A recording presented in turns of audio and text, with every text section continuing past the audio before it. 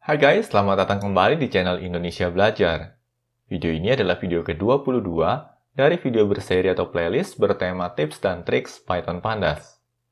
Dalam video kali ini, kita akan mempelajari cara untuk memantau penggunaan memori dari suatu data frame. Yuk, kita mulai sesi pembelajaran kita.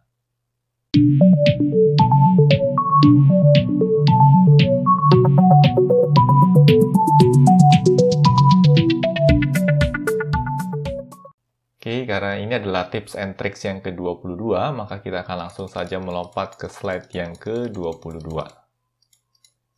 Oke, nah ini dia. Nah, untuk tips and tricks yang ke-22 ini, kita akan mempelajari cara untuk memantau penggunaan memori dari suatu data frame atau dari suatu pandas data frame.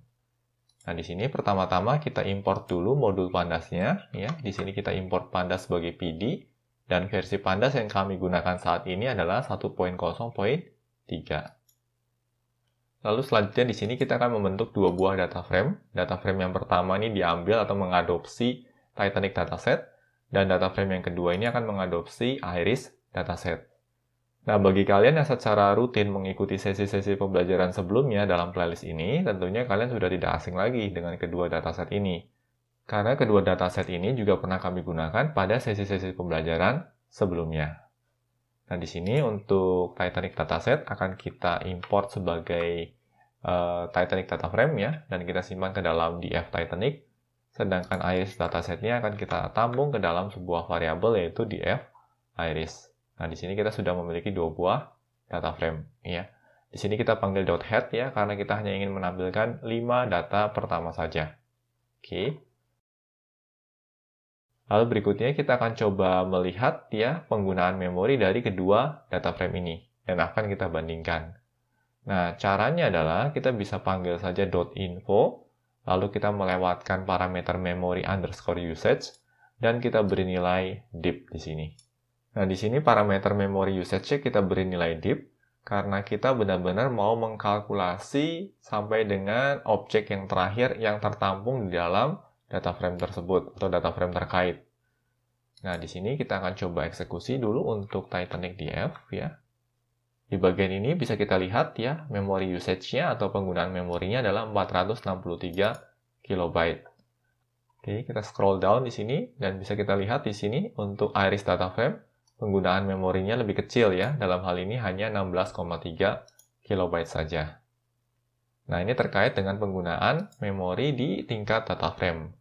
Nah, yang lebih menariknya adalah ada kalanya kita juga ingin melihat atau memantau penggunaan memori tidak hanya di tingkat data frame, tetapi ada kalanya kita juga butuh untuk melakukan penelusuran lebih dalam untuk memantau penggunaan memori di tiap kolomnya.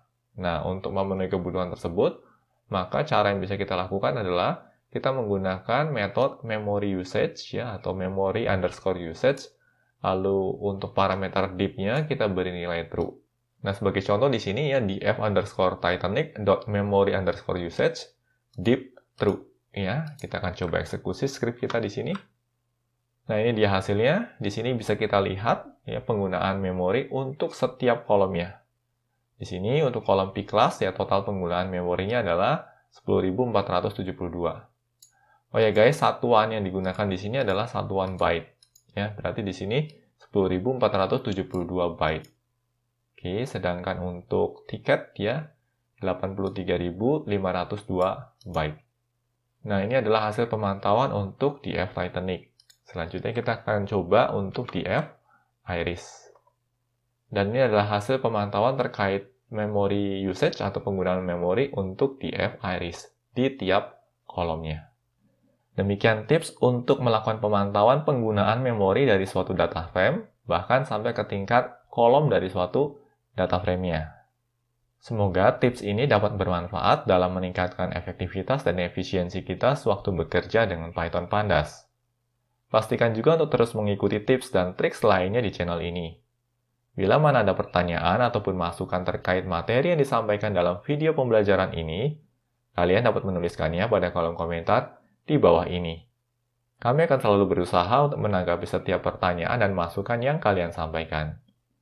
Oke guys, semoga video ini bermanfaat bagi kita semua. Jangan lupa untuk komen, like, share, dan subscribe tentunya, karena ini akan menjadi motivasi bagi kami untuk terus menghasilkan materi-materi pembelajaran berkualitas lainnya. Salam Indonesia Belajar, banyak belajar biar bisa bantu banyak orang.